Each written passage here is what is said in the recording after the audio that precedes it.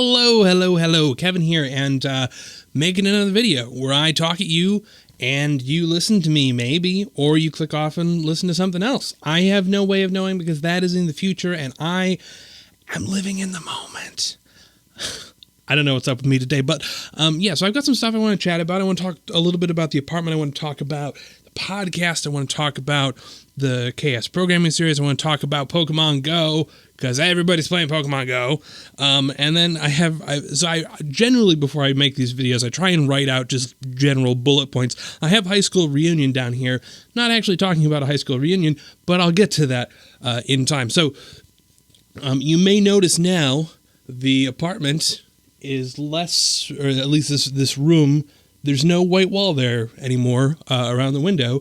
I have finally finished the acoustic treatment to some extent. It is now kind of fully around here, 7 feet tall of acoustic paneling, which is kind of crazy. There's still a bit of echo coming from the ceiling if I tilt up too much. Yeah, I can hear it a little bit, but I don't know. I think I may just leave it. There's also, I don't know what exactly I want to do with that, but I'm happy where things are right now. I did discover that all of a sudden it seems like this place is retaining an awful lot more heat, which is frustrating. I discovered there aren't actually any air vents in here, because this is really more of just a very large closet for that room. And so, having the curtain separating that, not particularly helpful, but I am excited, though, because it feels like I finally have one room that is, done. Or at least, I don't know, it's weird moving into a place, right? You come in and, the only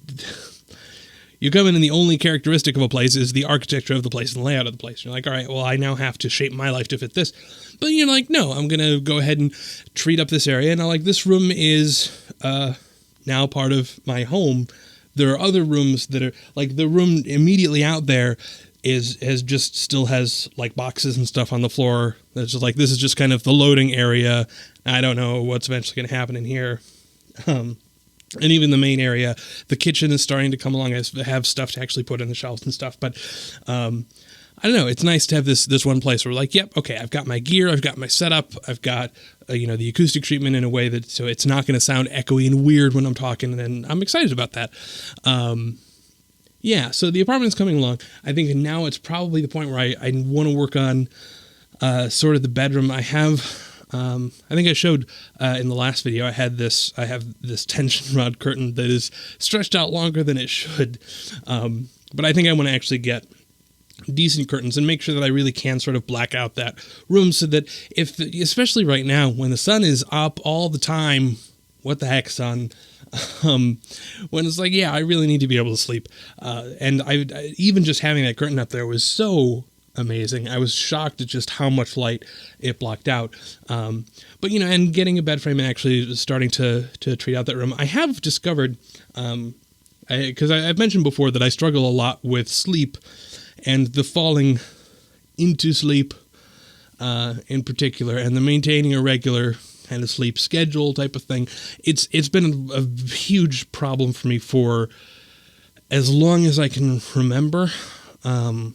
It's just been absolutely miserable. Basically, the instant I did not have my mom forcing me to get up, I was not able to get up on a regular basis. And I have alarm clocks that are on the other side of the room. I have alarm clocks that ran away. It doesn't matter. I would wake up and be like, yep, clearly I must have turned off everything because no alarms went off, but I don't remember any of that. I just know that I was tired and that it took me 4 hours to fall asleep. But no, since then so now there's the blackout curtains, and I actually have sort of instituted a rule that there are when I cross into the bedroom, it's weird being in a grown-up apartment because there's a bathroom attached to the bedroom. It's a master bathroom. This is weird, but it basically means that when I go into the door into the bedroom, I could just close that door and then not have to leave for the entire night. And so I try and actually do that. I basically say, like, I'm not going to bring my phone. I'm not going to bring electronics into here.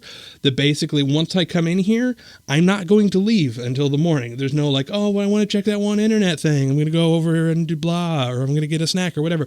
Like, nope, I close the door and it's like, I can go to the bathroom. And it's like my prison cell for the evening. There's one exception. I do have the, I have my Amazon Echo now, which is amazing. I like to fall asleep listening to audiobooks, particularly audiobooks that I've listened to already many times, because I don't know, I've always sort of fall asleep listening to spoken word stuff, and it does seem to help. Being able to do that via the Echo means that I don't have any reason to have my phone on me. So like the phone does not go in there. It's just like I go in and it's dark and I just can't leave until it is the morning. And I gotta say, it's been helping.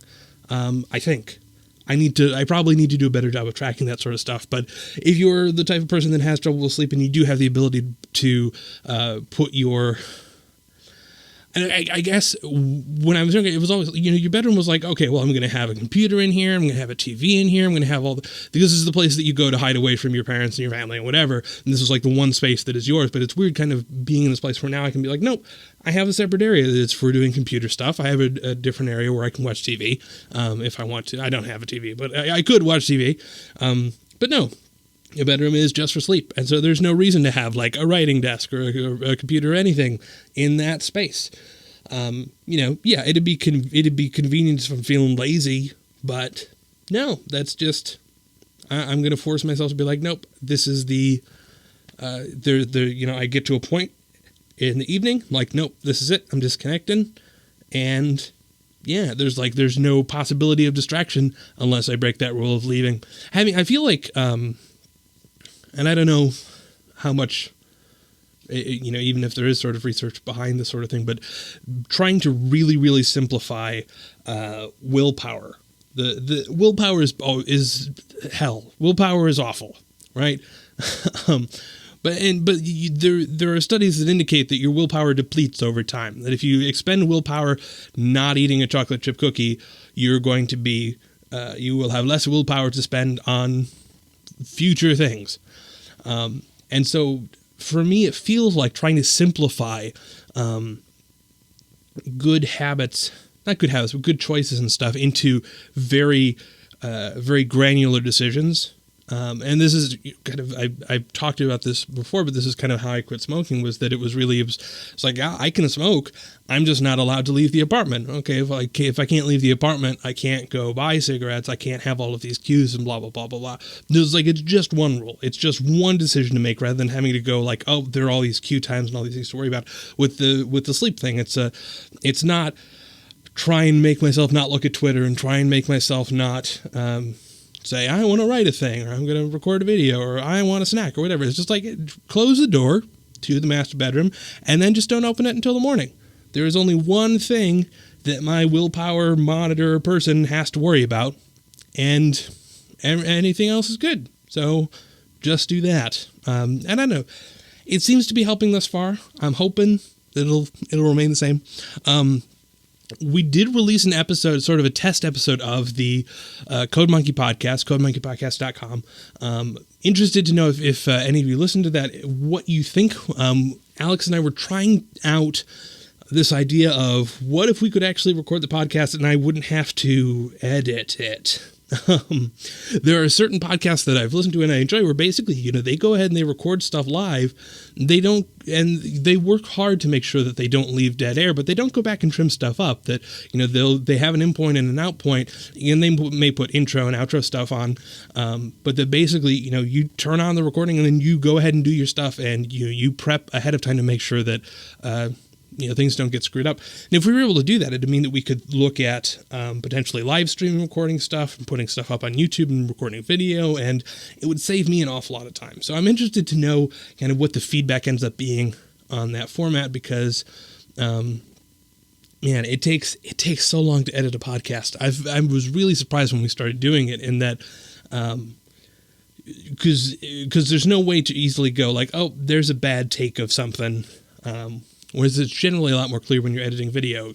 You can kind of do a rough cut and go like, oh, look, I only have 15% of what I started with, whereas with audio, you trim a lot less, but you're trimming like, oh, there's about 2 seconds too much dead air that I've got to now trim out and various things like that. So I'm also working on getting the Kerbal Space Programming series back up and running. I did discover that basically the KOS is releasing another version very soon. There's a release candidate out, and so I don't necessarily want to spin stuff up right away, because we're just going to be upgrading to another version. So I'm trying to figure out kind of if there's I think I'll have an episode up on Sunday on the Cheers Coming Games channel that'll sort of not actually deal with the game so much and deal more with kind of general code things, which I know people tend to be less enthusiastic about, but I think I may just do kind of a short little segue on testing and test room development and code and stuff for a couple episodes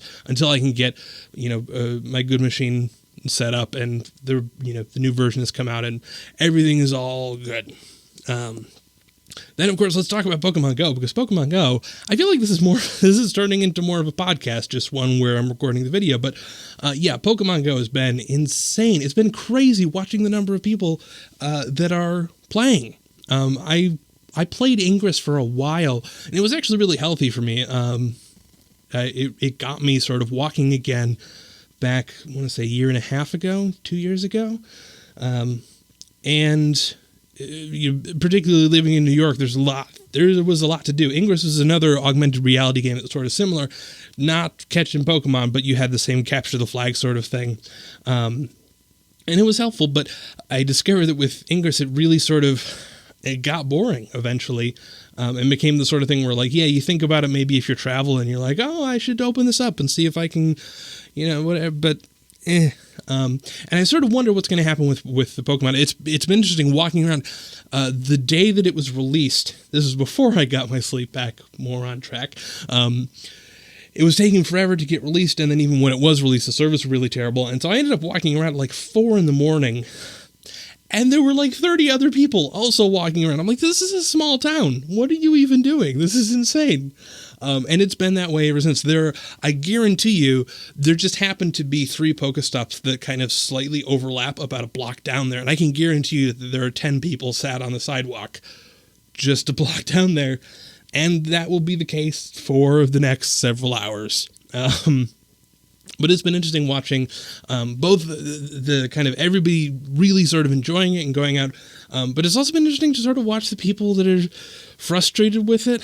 And I sort of get it. It's the sort of thing where, oh man, I mean, because as a kid, I didn't experience Pokemon, and so it would have been so easy. I look at these people that are just people walking around doing their friends, and I just think, oh man, it would have been so easy for me to be that person. Because I don't have that kid-like joy of Pokemon. I didn't get to experience that, and so it'd be easy for me to be like, I'm just going to be bitter and resentful. Or get off my lawn, kids these days. But it's exciting to see, I don't know, there's a Zay Frank video, Don't Yuck My Yum. And I don't know, I went back and watched it a few times, but it's been... It is such the game is such a harmless thing. There are people that are taking advantage of it, and there are people that are being a little clueless walking around and stuff. But man, in terms of just something that gives people random enjoyment, and especially this year when it just feels like there's so much negativity going around, so much divisiveness, that having some all right, everybody, it feels like when the game was released, it was we're just calling time out for a week. We're just going to run around and play games for a while, because man, we all really seem to need it. And so I'm excited to see everybody doing that. I'm going to be interested to see if the game sort of expands out the mechanic of how it works, because I feel like the collection thing could eventually sort of play itself out, but it'll be interesting to see how that goes. And then so I said high school reunion at the bottom. I do actually have a high school reunion this year. I'm not going to go to it, but one thing that I have sort of noticed, because I used to live here in the Midwest, and I moved out to New York 5 years ago. So it's weird because I look at, like my Facebook feed and I have a whole bunch of people still who are still here and still in this area. I find that walking around, there are certain places that I just tend to avoid because I'm afraid that I'm going to run into people that I know, which is a weird thing, right? It's a really stupid thing. And I think it comes down to two things. One is there's a little bit of a fear. I'm realizing, like, I'm playing back things like, oh, the community theater folks, and oh, who is that one person? And I realize that I can't remember their name, and I'm just terrified I'm going to run into them, and I'm not going to know their name. And they're people whose names I should know. Like, there are a lot of people who I do totally remember from being here, but there are some where it's like, no, I know that I'm supposed to know, but I don't, and it's going to feel really awkward. And so I've been avoiding those places. The other one, though, is kind of, I feel like it is sort of that high school reunion phenomenon where it's sort of a fear of showing back up and going like, hey, look at me. Guess what I've done? I found 100 pounds carrying it on me. See, look at how awesome my life is going. Like, it's a stupid, petty thing, but there's so much of, I don't know, it's a weird sort of feeling of wanting to feel more impressive than you are. That doesn't even make sense. I don't know. It really is just that high school reunion thing. And there is a high school reunion, and I had kind of processed a lot of that same sort of stuff, going like, oh man, I'm not married. I'm supposed to be married. I'm apparently supposed to have kids. I mean, not that I'm supposed to, but everybody else apparently has kids. How? What? I'm not even dating yet. I'm not old enough to get into that. That sounds crazy. And it just sort of seems weird that even though there are no external reasons to feel a certain way, that you can still feel that there are societal pressures for your life to be a certain way, or for you to have hit particular milestones. And that even if you are, in general, relatively happy with where you are in life, as I think I am, I got depression, anxiety, lots of stuff to worry about. But as far as like, I have my stuff together, like I got my life is okay. Yeah, realistically, I'm like, yeah, I'm doing pretty good. I'm talking to you, aren't I? That's something. I managed to keep your attention for way too much time. So that's pretty awesome. And yet, the idea that something like just sort of societal norms or expectations or something like that can still affect you is weird.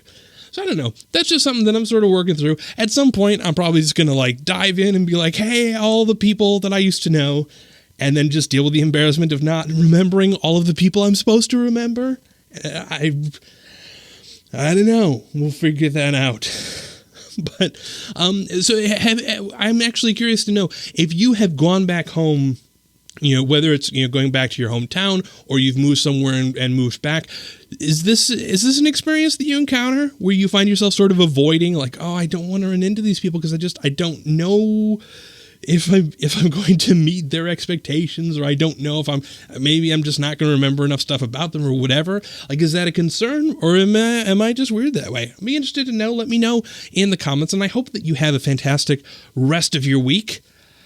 That is all that I've got. And if you've got anything else on your mind, let me know in the comments. I say this all the time. I'm going to try and be more active about replying and not just reading, because reading makes me feel happy, but replying is like a good thing too. So we end up in discussions and it's all wonderful. But yeah, hope you're having a good week and hope that you have a wonderful rest of your week. Cheers.